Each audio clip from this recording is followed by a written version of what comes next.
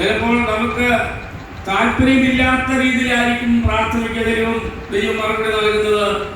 എന്തായിരുന്നാലും അത് നമ്മുടെ ജീവിതത്തിൽ ഒരിക്കലും ദോഷമായിരിക്കില്ല, എല്ലാം നന്മയ്ക്കായി ദൈവം ചെയ്യുമെന്നുള്ള ഒരു ദൈവത്തിന്റെ സ്തോത്രം. യഹോവേ, ഇവൻ കാണത്തക്കവണ്ണം ഇവന്റെ കണ്ണ് തുറക്കണമേ എന്ന് പ്രാർത്ഥിച്ചാൽ ഉടനെ അവന്റെ കണ്ണ് തുറന്നു. ഉടനെ പ്രാർത്ഥനയ്ക്ക് മറുപടി ലഭിക്കുവാനിടയായി തീർന്നു. ദൈവത്തിന്റെ സ്തോത്രം. ഏലിയാവ് പ്രാർത്ഥിച്ചു, യഹോവേ, ഞാൻ എന്റെ പിതാക്കന്മാരെക്കാളും നല്ലവനല്ലല്ലോ, എന്നെ എടുത്തുകൊള്ളണമേ എന്ന് പ്രാർത്ഥിച്ചു. ഉടനെ എടുത്തുകൊണ്ടില്ല. ദൈവത്തിന്റെ സ്തോത്രം. വീണ്ടും ചില ശുശ്രൂഷയ്ക്കായി ദൈവം ഏലിയാവിനെ അവിടെ അവശേഷിപ്പിച്ചു, അല്ലെങ്കിൽ ശുശ്രൂഷയ്ക്കായി ദൈവം സമയങ്ങൾ വേണ്ടി ഒരുക്കി.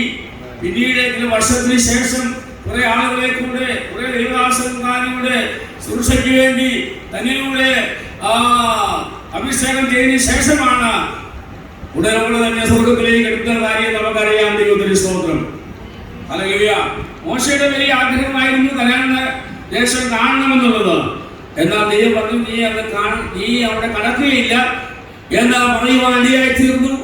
ആഗ്രഹങ്ങൾ പലപ്പോഴും ദൈവം നിഷേധിക്കുമ്പോഴും ദൈവത്തിന്റെ ഹിതത്തിനായി സമർപ്പിക്കുമ്പോൾ നമ്മുടെ ഹൃദയത്തിലെ ആഗ്രഹങ്ങളെ സഫലമാക്കി തരുവാൻ ദൈവം മതിയായവനാണ്.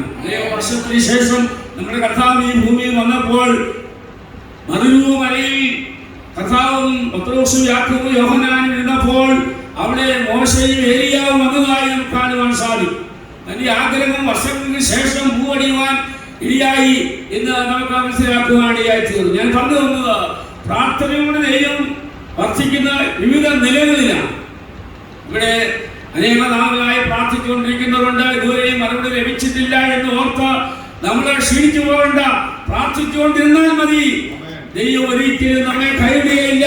പ്രാർത്ഥന എടുക്കുന്നവനായ ദൈവം ഇന്ന് നമുക്കായി